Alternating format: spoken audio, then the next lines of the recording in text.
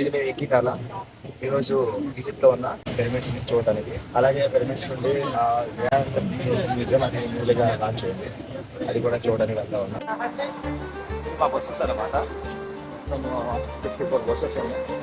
అందులో మా bus number చూస్తే 31. ఓకే, ఇదే ద గ్రాండ్ ఈజిప్షియన్ మ్యూజియం. ఇది కట్టడానికి 20 years పట్టిందంట. లోపల ఎంత మ్యాటర్ ఉందో చూద్దాం. గ్రాండ్ ఈజిప్ట్ మ్యూజియం ఇక్కడికి వచ్చామన్నమాట. ప్రెజెంట్ ఇక్కడ లోపలికి వెళ్ళడానికి ఇది ఎంట్రీ పాస్ అన్నమాట. చూసారా, entry pass. Okay, entry ticket. ఫైనల్గా వచ్చేసాం ద గ్రాండ్ ఈజిప్ట్ మ్యూజియం లోపలికి. దీంట్లో 3 భాగాలు ఉన్నాయి. ద ఫస్ట్ భాగంలో 4000 సంవత్సరాల క్రితం నాటి కాపు యొక్క బోట్ ఉంది. రెండవ భాగంలో వాళ్ళ యొక్క నాగరికతకు సంబంధించినవన్నీ ఉన్నాయి. మూడవ భాగంలో వాళ్ళ యొక్క ఆస్తులు మొత్తం, ఖజానా మొత్తం లోపల ఉంది.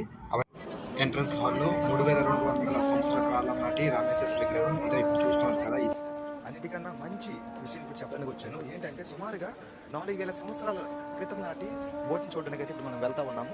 అది కుంఫు మహారాజు యొక్క బోట్ అనమాట. సుమారుగా 2300 BCలో దాన్ని చేశారనమాట. ఇక్కడ చూస్తున్నారు కదా కుంఫు బోట్ మ్యూజియం. ఇది సుమారుగా ఈ 3 భాగాల్లో ఒక భాగాన్ని ఓన్లీ సోలార్ బోట్ కోసమే యూజ్ చేశారు. ఇది కట్టడానికి సుమారుగా 20 సంవత్సరాల కాలం పట్టిందంట ఈ మ్యూజియంని. చూసారు ఇక్కడ రాయ, ఈ రాయనే పిరమిడ్ని కట్టడానికి యూజ్ చేశారంట. చూసారా ఇక్కడ ఎంత పెద్దగా ఉన్నాయో, ఇట్లాంటివి ఎలా మీదకి ఎక్కించారో నాకు అయితే అసలు అర్థం కావట్లేదు. చూసారా, ఫైనల్గా పిరమిడ్ రాయిని ముట్టాను. ఇదే కుంఫు బోట్. ప్రపంచంలోనే అత్యంత పురాతనమైన, సంపూర్ణంగా కాపాడబడిన చెక్క నౌక. దీనిని సోలార్ బార్క్ అని కూడా పిలుస్తారంట.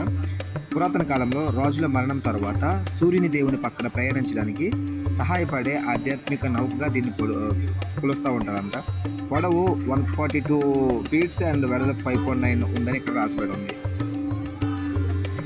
ఇక్కడ చరిత్ర ఏం చెప్తుందంటే, ఇక్కడ ఉన్న ఈ కెమెరాస్ ఈ బోట్ని కొనుక్కోవడానికి యూజ్ చేశారంట. ఈ బోట్ని 1954లో కొనుక్కున్నారంట. కానీ ఈ బోటు శాస్త్రవేత్తలు కొనుక్కొని సుమారుగా 4000 సంవత్సరాల క్రితం నాటిదని మనకి అయితే అప్డేట్ చేశారు.